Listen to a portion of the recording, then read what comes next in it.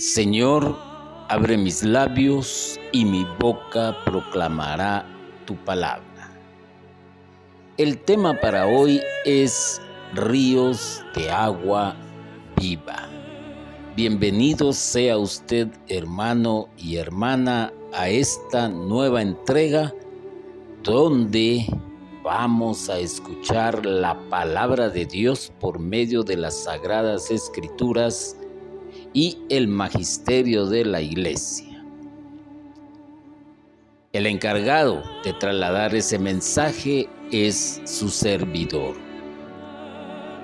Cuando damos una mirada hacia la historia de la humanidad, nos encontramos con un hecho sorprendente, el cual es que las antiguas civilizaciones, se asentaban cerca de los ríos. Una de las grandes civilizaciones en mención es aquella que se asentó cerca del río Nilo. Estoy hablando de la civilización egipcia. ¿Por qué cerca del río? Recordémonos que el ser humano comenzó su vida de una forma nómada. Tenía que buscar alimento y eso lo hacía caminar.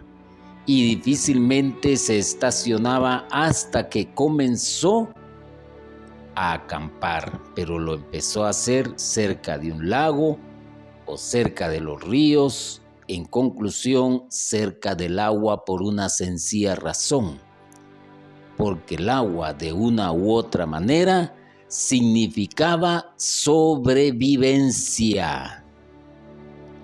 Por ello, Jesús definió también la vida abundante que Él vino a ofrecer como ríos de agua viva que brotarían en el interior de los que creyeran en Él.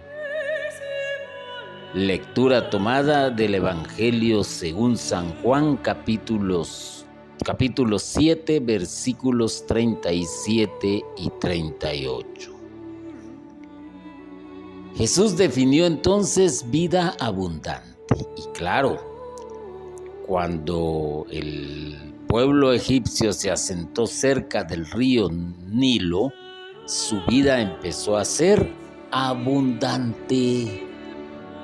Y tan importante es el agua para la sobrevivencia del ser humano que se las tuvo que ingeniar cómo trasladar o cómo llevar el agua. Y uno de los grandes ingenieros en este sentido fueron los romanos, que construyeron grandes acueductos para llevar el líquido vital a los lugares en el cual la población se iba separando de la cercanía de los ríos.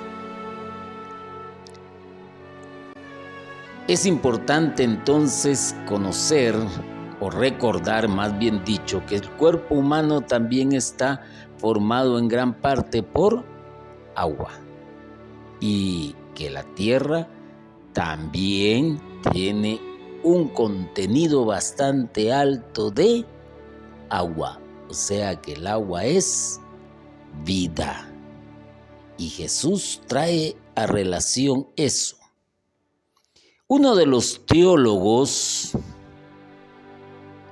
que nos ha dejado la historia de la salvación es precisamente San Juan, porque San Juan vio mucha simbología en cada una de las actitudes, hechos y prodigios de Jesús.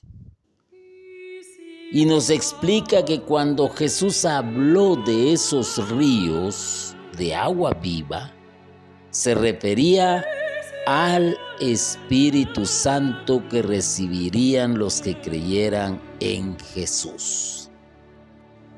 Eso es lo importante, eso es lo interesante, entender lo que las Sagradas Escrituras nos están trasladando para comprender la grandeza de el sacrificio de Jesús en la tierra.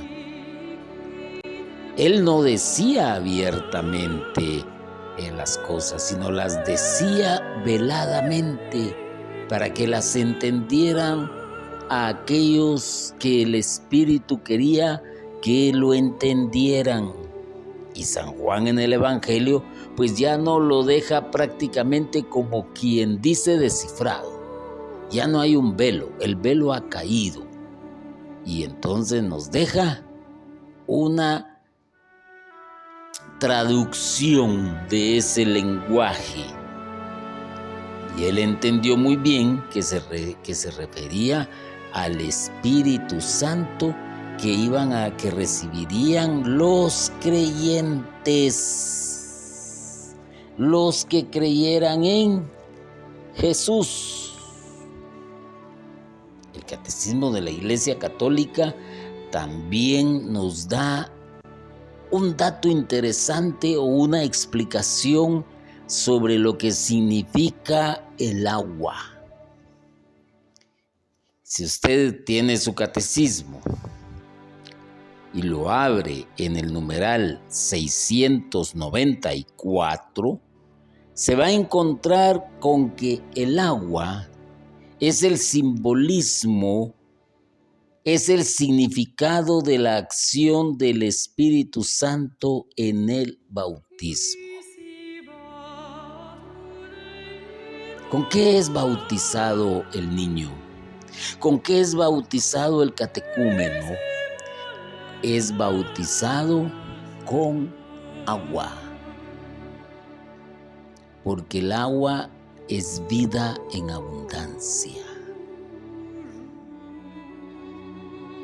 Y después de la invocación del Espíritu Santo, esta se convierte en el signo sacramental eficaz del nuevo nacimiento. Las civilizaciones nacieron generalmente a las cercanías de los ríos, a las cercanías de los lagos, a la cercanía de las lagunas, donde había agua, porque esto implicaba vida para la gente, vida para la población. Y como ya lo dije anteriormente, los que no podían estar cerca de los ríos se las ingeniaron para empezar a trasladar ese vital líquido más allá.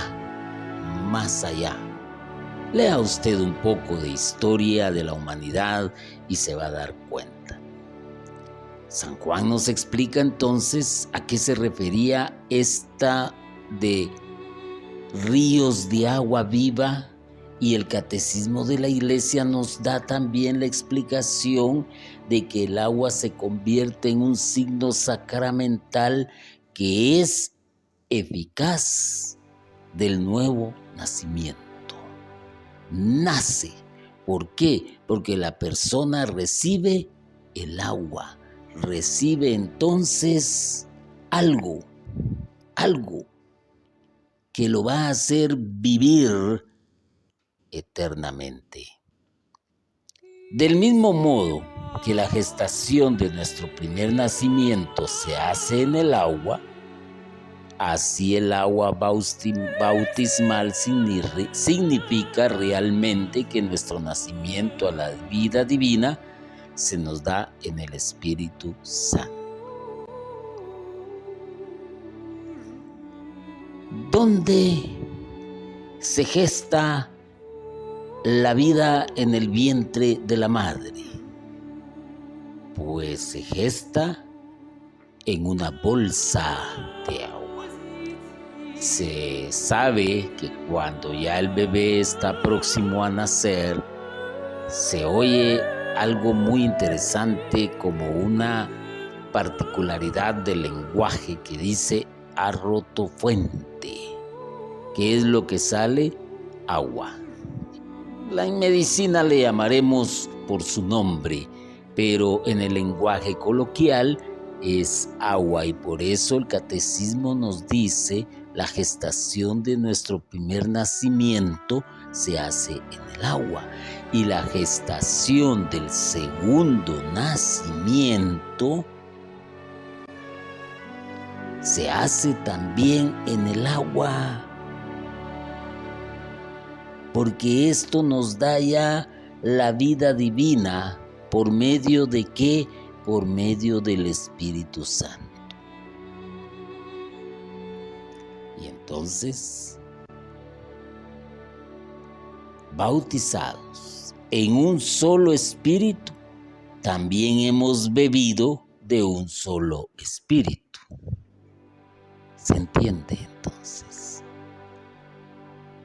El agua, como signo sacramental,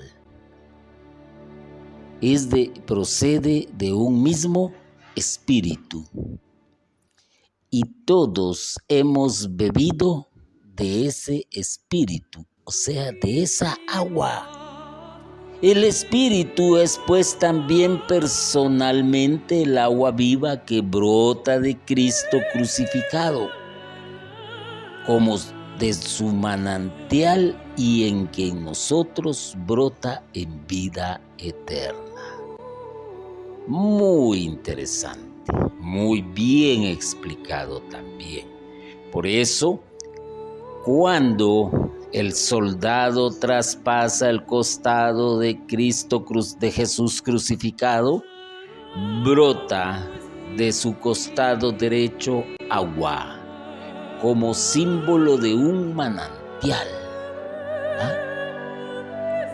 Y ese símbolo significa que ha glorificado al Padre, y entonces que el Espíritu Santo se va a derramar en la vida del nuevo miembro de la iglesia. Pero vamos un poquito más adelante.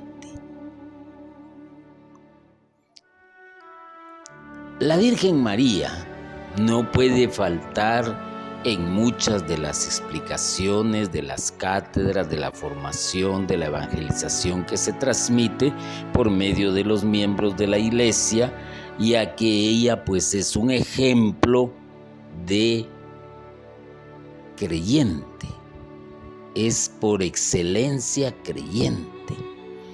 Isabel le dijo: bienaventurada tú que has creído que se realizarán las cosas que se te han dicho. Esa es alabar la fe de María y bendecirla por toda la eternidad. Y tanto así que después de 2000 y tantos años, seguimos diciéndole a la Virgen María: bienaventurada. Pero aquí la prima Isabel le dice: porque has creído que se realizarán las cosas que se te han dicho. Y esa debe de ser indudablemente una de las facetas de todo creyente, el creer. Según Jesús, los ríos de agua viva manan de la fuente de la fe. Sin fe es imposible que esos ríos de agua viva broten. Es imposible. Para el no creyente no pasa nada. Para el no creyente es una historia. Para el no creyente es una fantasía. Pero para el creyente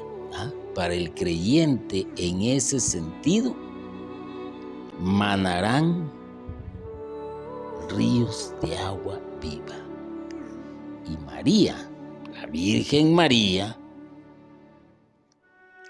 creyó en Jesús, creyó en su Hijo, creyó en la palabra de Dios, creyó en lo que se estaba gestando en su vientre, creyó en que iban a suceder las cosas tal y como estaba destinado, y por eso cuando ella cree, no nada más le dice al ángel, le dice: hágase en mí según tu voluntad.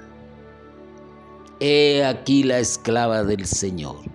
Esas palabras son dichas por alguien que cree, por alguien que tiene fe, y ella creyó en Jesús, creyó que lo que llevaba en su vientre era fruto del Espíritu Santo, creyó que iba a ser el Emmanuel, el Dios con nosotros, creyó que Él venía para la salvación de toda la humanidad, creyó que era el Cordero, el Cordero que quita el pecado del mundo. Lo creyó, así lo creyó. Y por eso Santa Isabel pues la engrandece, la bendice prácticamente.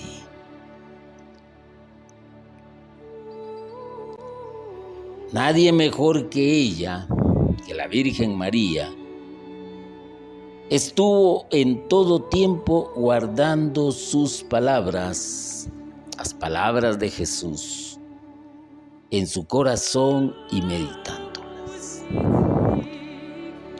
Hay que anotar algo muy interesante en esta familia, una familia prácticamente de silencio, una familia que casi no explica o dice nada.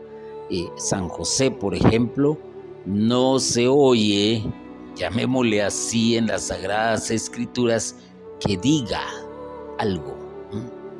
La Virgen María es muy poco lo que se le escucha, y Jesús en su relación con sus papás también no creo que haya mayor escritura de las pocas palabras que se dirigieron entre ellos.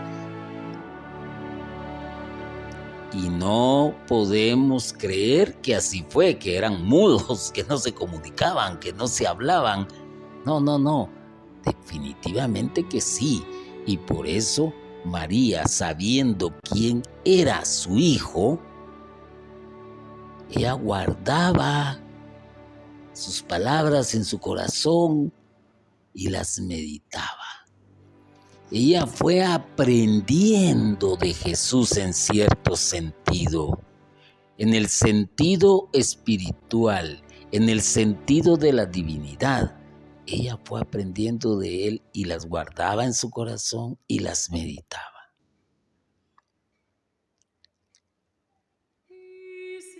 Ciertamente, ella, en muchos aspectos, no lo entendía,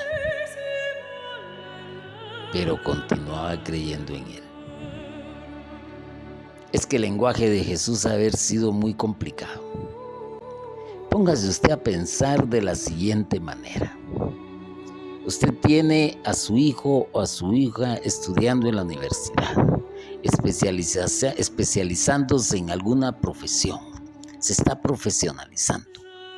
Y de la noche a la mañana, el jovencito y la jovencita le empiezan a platicar de sus aprendizajes en la universidad y empiezan a utilizar un lenguaje técnico de acuerdo a la profesión que está estudiando, y uno se queda con que no le entiende y se sorprende uno, y los que quieren pasar por ignorantes no preguntan, y los que no quieren hacerlo preguntan. ¿Qué significa tal cosa que le dijo? Pero en las cosas de Dios, la Virgen María probablemente no entendía muchísimo, pero las guardaba. Y sin embargo, las meditaba y continuaba creyendo en su Hijo. María es el modelo de los que creen, definitivamente. Ya los padres tuvieron en quién creer. ¿Quién era el modelo perfecto? Era Abraham. Pero para el nuevo pueblo de Dios, la Virgen María es el modelo perfecto para creer. Y por eso es también la más llena del Espíritu, la de la vida más abundante. Claro que sí. ¿Cómo no va a tener vida más abundante? ¿Cómo de ella también no van a brotar ríos de agua viva si la palabra de Dios lo dice claramente? La palabra de Dios lo dice. Brotarán ríos de agua viva para los que crean en Él. Brotarán ríos de agua viva. Puede ser de una manera exterior, de acuerdo a los frutos, y puede ser de una manera interior, de acuerdo a los dones del Espíritu. Así que todos los que se acercaban a ella podían apreciar en su justa dimensión el fruto del Espíritu que se traslucía en todo su actuar. ¿Y cuál es ese fruto? Pues uno de los frutos pudiera sernos aquel que nos enuncia cuál es el fruto del Espíritu: amor, gozo, paz, paciencia, bondad, benignidad, mansedumbre, fe y templanza. ¡Qué cantidad de frutos! ¡Qué cantidad de frutos! Y los creyentes deben de manifestar esos frutos. Por eso Jesús lo dijo claramente: por sus frutos los conoceréis, y el primer fruto que aparece es el fruto del amor. El amor incondicional, el amor, el gozo, el sentirse contento, el sentirse satisfecho, el vivir una plena, llamémosle, una vida plena de felicidad, porque se tiene a aquel que dio su vida en la cruz para salvación, para brindarnos el agua de vida, para estar cerca de Él. Y esto, por supuesto, al buen creyente, a aquel que está dando frutos, se va a traducir en paz a su alrededor. Va a emanar paz. Va a ser paciente. Porque el ser humano pues vive en la tierra, y en la tierra hay infinidad de pensamientos. Cada ser humano es un pensamiento, y cada pensamiento es un mundo. Y hay que tener paciencia con aquel que no sabe, hay que tener paciencia con aquel que está aprendiendo, hay que tener paciencia con aquel que no entiende, hay que tener paciencia aún cuando vamos a solicitar algún servicio a una empresa y hay una lentitud extrema. Hay que tener paciencia con el tráfico también, y así hay que tener paciencia en muchas situaciones de la vida que no se comprenden. Pero también aparece el fruto de la bondad, ser bondadoso, el fruto de la benignidad, el fruto de la mansedumbre, fe y templanza. Y la Virgen María indudablemente era poseedora de esos frutos, porque los aprendió también de su Hijo, y el Hijo tenía todos esos frutos. Y entonces todos aquellos que hemos sido alimentados o calmada nuestra sed con el agua de la pila bautismal, estamos llamados ¿a qué? A dar frutos, a dar frutos. Así que los que se aproximaban a la Virgen María, sin lugar a dudas, encontraban en ella el mejor retrato de Jesús. El mejor retrato de Jesús. Hay ocasiones en que a veces se dice: ¡hala, pero igualito al papá, igualita a la mamá! Pero no en lo físico, sino en su forma de ser, en su forma de actuar. actuar, en su forma de reírse, en su forma de expresarse. Es puro retrato, dice la persona cuando hace ese comentario. Y la Virgen María vivió con Jesús de cerca, por así decirlo, 30 años.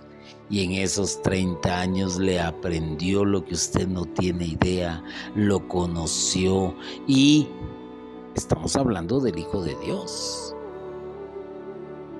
Y por lo tanto la Virgen María fue dejándose guiar con la docilidad que da el Espíritu. Se fue dejando guiar de las palabras de Jesús, y el resultado fue como un retrato de Jesús. La verdadera santidad consiste en que la imagen de Jesús aparezca mejor delineada en una persona. Esa es la verdadera santidad. Jesús no era hipócrita. Jesús no era una persona de guerra. Jesús no era una persona entristecida. Jesús no era una persona que transmitía a su alrededor conflicto. Jesús no era una persona impaciente. Jesús no era una persona que desviaba su mirada ante el sufrimiento de los demás. Jesús no era una persona que era maligno. Lo acusaban los enemigos tal vez de eso. Jesús no era una persona violenta. Jesús nos demuestra todo lo contrario. Era un creyente, no era un ateo, no era un religioso, era un creyente, y al mismo tiempo era manso. No era aquel que lanzaba coces, o que se dejaba ir ante el manto del torero para embestirlo. No, era manso.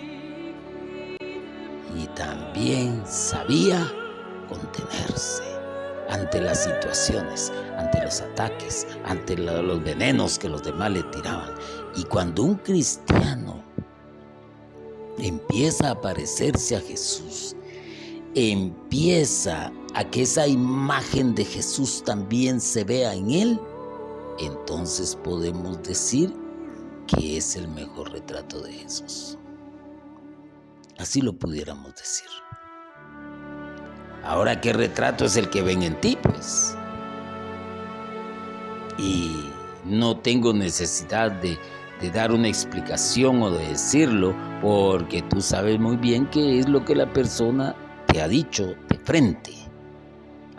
No por rumor, de frente. Y ese es el retrato que eres. Entonces, cuando ya lo comparas con el retrato de Jesús, te vas a dar cuenta si eres una imagen de Jesús, si eres una persona que en ti hay ríos de agua viva, o es un lecho que ya no contiene agua y que se ha secado.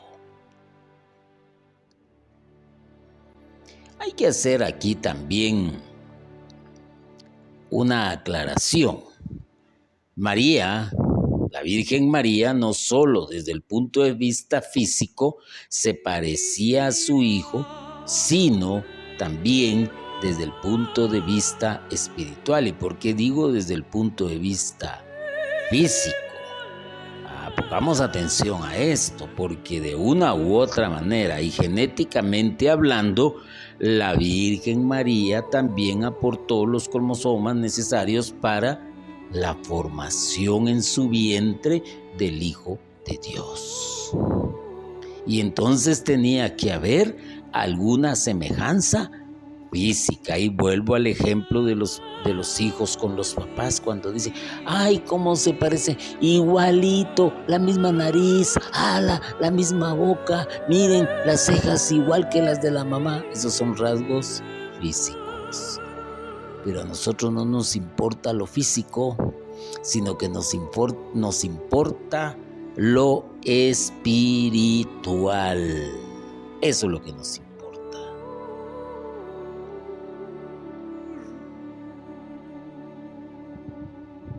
¿Por qué hago relación entonces de la Virgen María? Pues porque de una u otra manera fue la que más tiempo estuvo con su hijo. Póngase usted a pensar.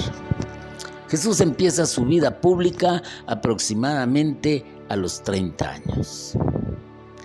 De los 30 hacia atrás hasta los 12, inclusive la Sagrada Escritura solo nos dice y crecía en estatura y en sabiduría.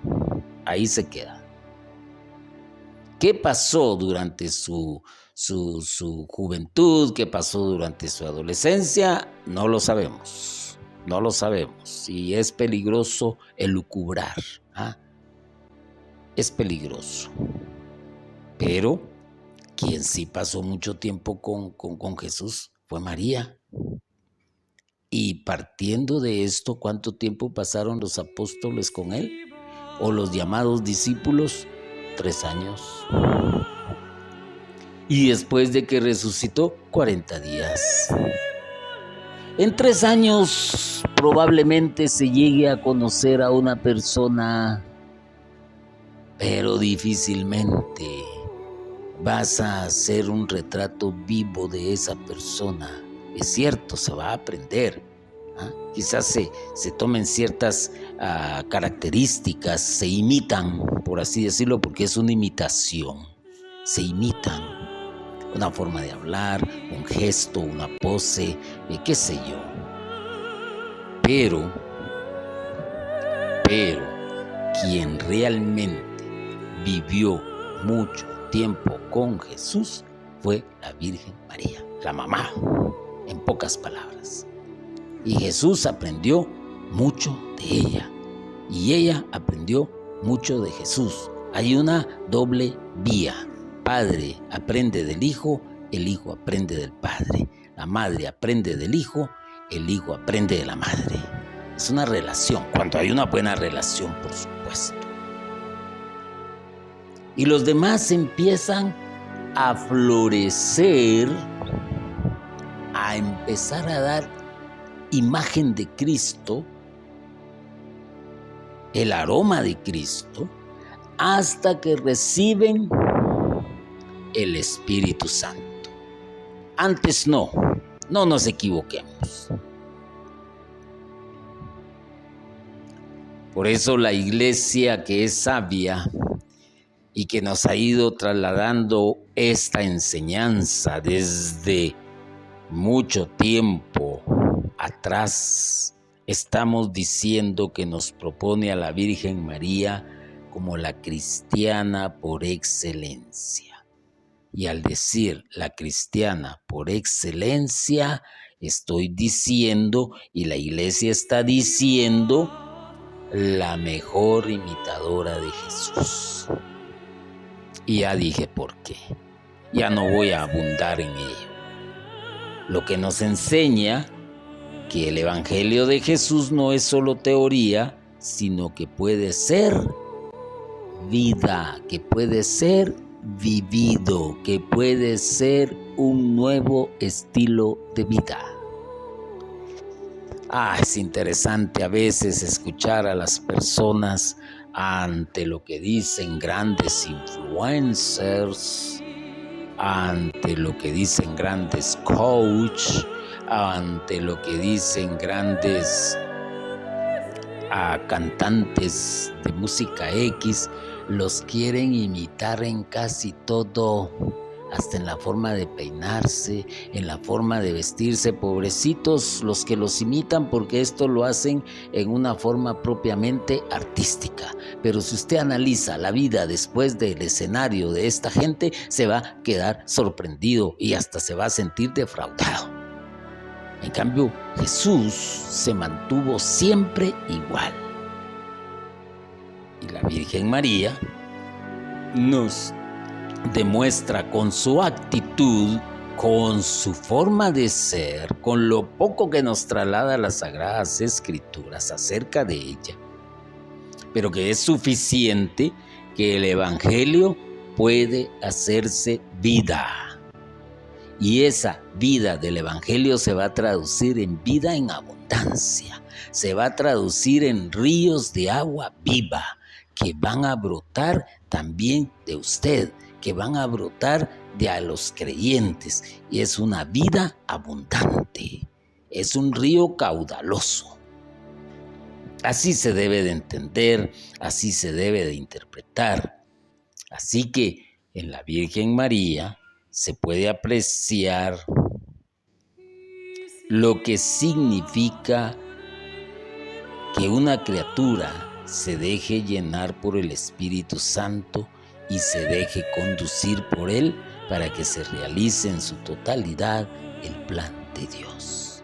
¿Y desde cuándo ella se dejó llenar del Espíritu Santo? Se lo digo,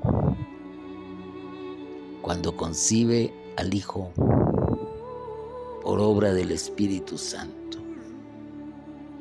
Y por si fuera poco, todavía recibe la efusión del Espíritu Santo en el día de Pentecostés, porque ella quería ser una persona llena del Espíritu Santo y aprendió a dejarse conducir, a ser obediente, a ser dócil a la voluntad de Dios. Y cuando usted lee las Sagradas Escrituras, todos aquellos que acataron la voluntad de Dios y todos aquellos que fueron dóciles al Espíritu Santo, su vida fue plena, su vida fue abundante, su vida fue ejemplo para los demás. Ciertamente el mal se presenta, ciertamente el mal no está satisfecho y arremete, ataca con violencia. Pero usted sabe, hermano y hermana, que así es la batalla. En la batalla hay heridos, en la batalla hay sobrevivientes y en la batalla hay muertos. Pero no temamos a los que matan el cuerpo, temamos a los que matan el espíritu. Y cuando usted se deja conducir por el Espíritu Santo, ¿qué va a suceder en su vida? Que va a permitir que se realice en su totalidad el plan de Dios. Y Dios, ¿qué es lo que quiere? Que usted tenga vida en abundancia. Pero no espere la vida aquí abundantemente en la tierra, donde todo se corrompe, donde todo se destruye, donde todo fenece. No, una vida abundante quiere decir una vida eterna, porque de usted han brotado también ríos de agua viva para los demás.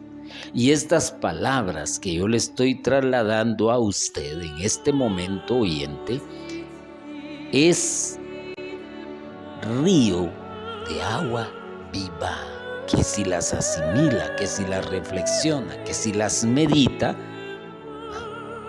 van a llenar su vida y van a lograr esas palabras, que hayan cambios en usted por acción del Espíritu Santo. Otro personaje por demás importante es aquel que conocemos como Moisés. Moisés, cuando quería un contacto mayor con Dios, iba a la carpa de los encuentros, así se le llamaba, la carpa de los encuentros, la tienda, donde se manifestaba la presencia de Dios. Él, cuando quería tener esa cercanía con el Señor, para saber qué hacer, para saber cómo guiar al pueblo de Dios, se acercaba a la carpa. Y la nube de Dios se posaba sobre esa carpa. Dios también se dejaba encontrar. Dios quería escuchar a su siervo. Dios quería saber qué le aquejaba a su siervo, aunque Dios ya lo sabía, pero quería tener ese encuentro con él, esa presencia real con él. Y Moisés salía, ¿cómo creen ustedes que salía después de tener ese encuentro con Dios, después de haber platicado con Dios? Salía fortalecido, de aquel lugar. Salía más que lleno de energía, salía con más fuerza. Ahora bien, póngale atención a esta analogía. María es como la nueva carpa del encuentro. Cuando nos acercamos a ella, percibimos como Santa Isabel la presencia del Espíritu Santo. ¿Por qué?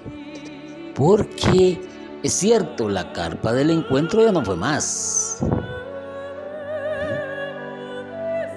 Es cierto, la Virgen María ya no está embarazada del Hijo de Dios.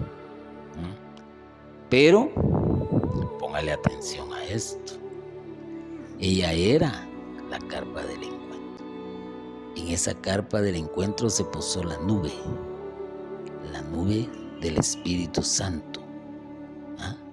Y entonces, después de cuando nos acercamos a María, percibimos como la misma Santa Isabel que la presencia del Espíritu Santo. Y hay una imagen, o hay varias imágenes, pero a mí más me recuerda la imagen de María Auxiliadora de los cristianos. Ella está sosteniendo en sus brazos a Jesús y nos los presenta, nos lo entrega, nos lo regala.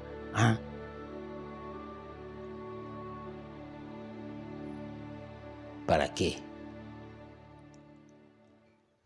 Para que Él nos regale su Espíritu Santo, que también nos hace exclamar: Abba Padre, Padre nuestro.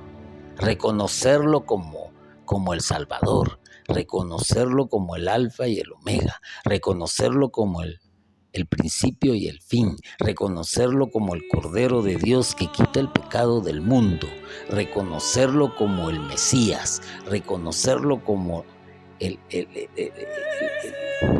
el arca de la nueva alianza, ¿ya?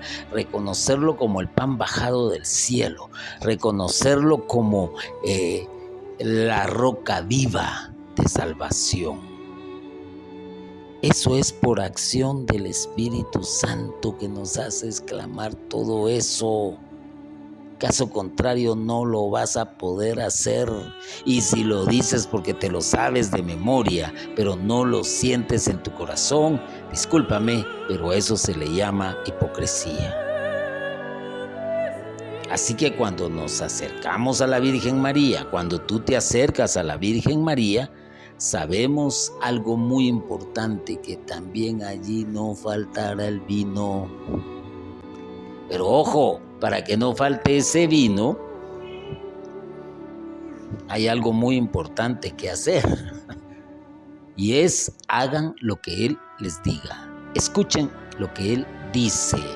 Y sobre esa escucha pónganse en acción. ¿Y dónde escuchas o dónde encuentras esa voz? ¿Dónde lo puedes escuchar? Te lo digo, en el Evangelio. Ahí vas a escuchar la voz de Jesús. Ahí vas a escuchar lo que Él dice. Y entonces, ¿qué es lo que te queda lo más fácil hacer? Así de sencillo. Hacer. Así de simple. Hacer. Ser acción. Tú tienes que tener algo muy importante en tu vida, hermano y hermana. Y es entender y comprender que la Virgen María te continuará señalando el Evangelio de Jesús y te seguirá repitiendo: hagan lo que Él les diga. Basta con mirar a la Virgen María. Basta con mirar también a aquellos santos que entendieron el mensaje, que entendieron el Evangelio, que se dejaron llenar por el Espíritu Santo, que decidieron creer, que decidieron hacer la voluntad de Dios, y ahí están los grandes resultados. Pero fue muy simple. escucharon a María probablemente y simplemente siguieron la dirección. Hagan lo que Él les diga. Y tú lo haces, tú sabrás. Hay una escena que también nos muestra una gran riqueza. Y esta escena se nos presenta y la podemos encontrar en el libro de los Hechos, donde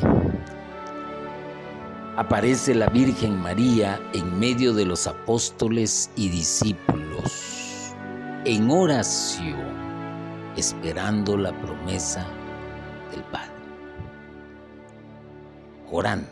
Ya sabemos a qué día nos estamos refiriendo. Y esa es la actitud que se debe de asumir para pedir el Espíritu Santo. Hay que hacerlo en oración, en conjunto con la iglesia. Pero no esperes el día de Pentecostés que se conmemora año con año. No, en el ciclo litúrgico de la iglesia. No. Ora desde este momento y pide el Espíritu Santo, clama el Espíritu Santo. Hazlo en comunidad, hazlo ahí en tu ministerio, pero hazlo de la forma que hay que hacer, no en una forma desordenada, exhibicionista, teatralista. No, es muy diferente y el sacerdote te puede orientar muchísimo a ese respecto.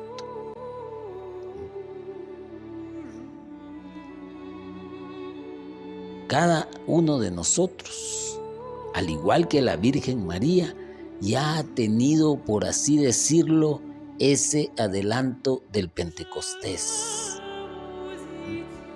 Y yo te lo digo, ese pequeño adelanto lo tuviste en la pila bautismal, ese pequeño adelanto lo tuviste cuando fuiste cuando asististe o cuando participaste del sacramento de la confirmación. Ahí se te dio ese pequeño adelanto de ese Pentecostés, un Pentecostés que el ser humano necesita hoy más que nunca ante las situaciones que se están viviendo de oscuridad y de tinieblas. Es necesario que cada ser cristiano, cada persona, cada servidor, de él empiecen a ver los demás como brotan ríos de agua viva de su interior. Es imperativo prácticamente. Pero lamentablemente hay muchos que se han dejado sorprender por las actitudes del mundo y viven desconsolados, viven angustiados. Hay rumores de guerra, hay rumores de esclavitud, hay rumores de nuevo orden mundial, hay rumores y ese no te deja vivir en paz. Ese no es el cristiano, se está dejando absorber por la tiniebla, por la oscuridad, por el mal. Así que si se te ha dado los avances del Espíritu Santo, pídele a Dios que te dé ese Pentecostés en tu vida hoy sí es necesario. ¿Y dónde más? ¿Dónde más pudieras llenarte de esta sabiduría? ¿De dónde más puedes ir a beber esa agua que necesitas cual sediento? Yo te lo digo, en la Sagrada Eucaristía. Ahí se celebra la Santa Cena, ahí se conmemora la Santa Cena, ahí se recibe el pan bajado del cielo, ahí se bebe la sangre de Cristo, ahí se recibe el Espíritu Santo, ahí se escucha la palabra de Dios. Y ahí vas a recibir esas pequeñas efusiones del Espíritu Santo. Veámoslo así, de esa manera, si así lo quieres ver. Pero está en ti, está en tu fe. Así de simple. Y ese es el papel de cada cristiano en la iglesia. Ese es el papel. prepararse para recibir la efusión del Espíritu Santo, que te puede llegar en el momento menos esperado, pero de que te llega, te llega. Y ser un asiduo en la iglesia, en tu comunidad parroquial. No pensemos únicamente en aquellas asociaciones permitidas por la iglesia, asociaciones de laicos. No pensemos solo en eso, que lamentablemente muchas se alejan del rol que deben desempeñar y estar en sintonía con una parroquia, con la dirección permanente de un sacerdote, donde el sacerdote interviene, donde el sacerdote también es acompañante, donde el sacerdote también es parte integrante y pueden aconsejar unas buenas tomas de decisiones, porque muchos han perdido el norte, muchos han perdido el camino verdadero de la evangelización. Así que tienes un gran ejemplo también. Quise hablar hoy de la Virgen María para ponerla como un ejemplo, tanto para hombres como para mujeres. Ella jugó un papel muy importante en la historia de la salvación. Y ella sabe muy bien lo que es llenarse del Espíritu Santo.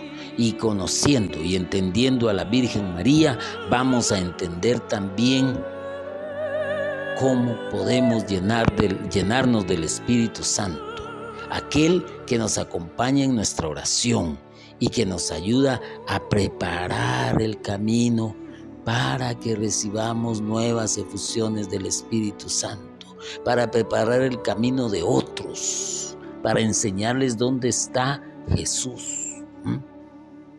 A veces también se habla muy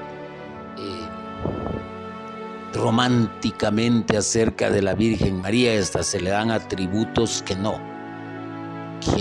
tiene sus limitaciones, porque aquí la centralidad es Cristo, pero ella fue la escogida por Dios para que Cristo sea el centro. Y si está Jesús, donde está Jesús, está la Virgen María. Donde está la Virgen María está Jesús, donde está Jesús está el Padre, donde está el Padre está Jesús, donde está Jesús está el Espíritu Santo y está la Santísima Trinidad. Y María está ahí acompañando también. Y algo muy importante, el Espíritu Santo es para que entendamos aquello de yo estaré con ustedes hasta el fin de los tiempos. Es el mismo Jesús, es el mismo Padre Celestial quien nos acompaña en las varias circunstancias de nuestra vida, para que en todo momento podamos exclamar con confianza: Abba, Padre, hágase tu voluntad en el cielo como en la tierra. Así que, hermanos y hermanas, dejemos pues de estar lejos del río. No, estemos cerca del río de agua viva, río de abundancia, que nos va a permitir tener una vida abundante. Bendito y alabado sea Jesucristo por siempre. Amén.